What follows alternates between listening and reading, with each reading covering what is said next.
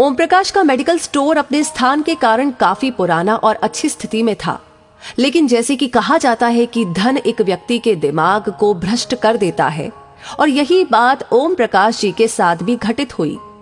ओम जी बताते हैं कि मेरा मेडिकल स्टोर बहुत अच्छी तरह से चलता था और मेरी आर्थिक स्थिति भी बहुत अच्छी थी।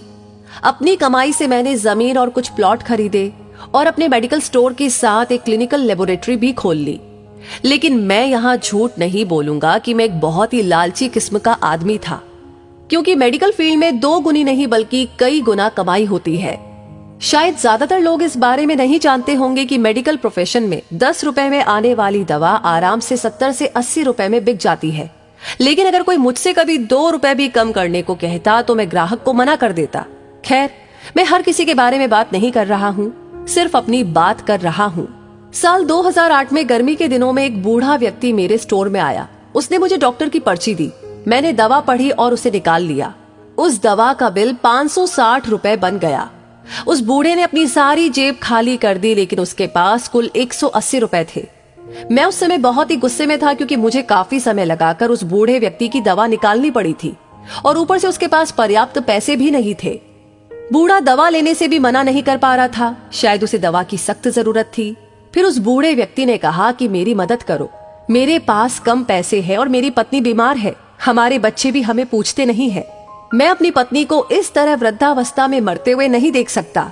लेकिन मैंने उस समय उस बूढ़े व्यक्ति की बात नहीं सुनी और उसे दवा वापस छोड़ने के लिए कहा। यहाँ पर मैं एक बात कहना चाहूंगा कि वास्तव में उस बूढ़े व्यक्ति की दवा की कुल राशि 120 रुपए ही बनती थी। अगर मैंने उससे 150 रुपए भी लिए होते तो भी मुझे 30 रुपए का मुनाफा ही होता। लेकिन मेरे लालच ने उस बूढ़े लाचार व्यक्ति को भी नहीं छोड़ा। फिर मेरी दुकान पर खड़े एक दूसरे ग्राहक ने अपनी जेब से पैसे निकाले और उस बूढ़े आदमी के लिए दवा खरीदी, लेकिन इसका भी मुझ पर कोई असर नहीं हुआ। मैंने पैसे लिए और बूढ़े को दवाई दे दी। समय बीतता गया और साल 2009 आ गया। मेरे इकलौते बेटे को ब्रेन ट्यूमर हो गया। पहले तो हमें पता ही नहीं चला, लेकिन जब पता चला तो बेटा मृत्यु के कगार पर था। पैसा बहता रहा और लड़के की बीमारी खराब होती गई। प्लॉट बिक गया, जमीन बिक गई और आखिरकार मेडिकल स्टोर भी बिक गया। लेकिन मेरे बेटे की तबीयत बिल्कुल नहीं सुधरी। उसका ऑपरेशन भी हुआ और जब सब पैसा खत्म हो गया तो आखिरकार डॉक्टर्स ने मुझे अपने बेटे को घर ले जाने और उसकी सेवा करने के लिए कहा। उसके बाद 2012 में मेरे बेटे का निधन हो गया।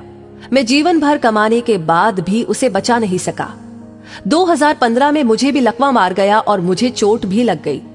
आज जब मेरी दवा आती है तो उन दवाओं पर खर्च किया गया पैसा मुझे काटता है, क्योंकि मैं उन दवाओं की वास्तविक कीमतों को जानता हूँ। एक दिन मैं कुछ दवाई लेने के लिए मेडिकल स्टोर पर गया और 100 रुपए का इंजेक्शन मुझे 700 रुपए में दिया गया।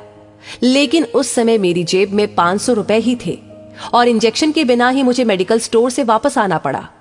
उस समय मुझे उस बूढ़े व्यक्ति की बहुत याद आई और मैं घर चला गया।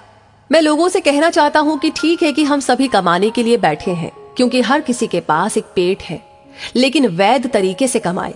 गरीब लाचारों को लूट कर कमाई करना अच्छी बात नहीं है, क्योंकि नरक और स्वर्ग केवल इस धरती पर ही है, कहीं और नहीं।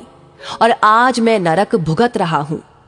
पैसा हमेशा मदद नहीं करता, हमेशा ईश्वर के भय से चलो, उसका नियम अटल है। क्योंकि कई बार एक छोटा सा लालच भी हमें बहुत बड़े दुख में धकेल सकता है। तो दोस्तों, इस कहानी को सुनकर आप क्या महसूस करते हैं? अपनी राय हमें जरूर बताएं और इस वीडियो को ज्यादा से ज्यादा शेयर करें। आपका हर एक लाइक, हर एक शेयर और हर एक कमेंट हमें मोटिवेट करता है ऐसी ही प्रेरणादायक वीडियो पर काम करने के लिए, मेहनत करने के लिए। साथ ही हमारी हर वीडियो को सबसे पहले पाने के लिए हमारे पेज को फॉलो करना ना भूलें। धन्यवाद।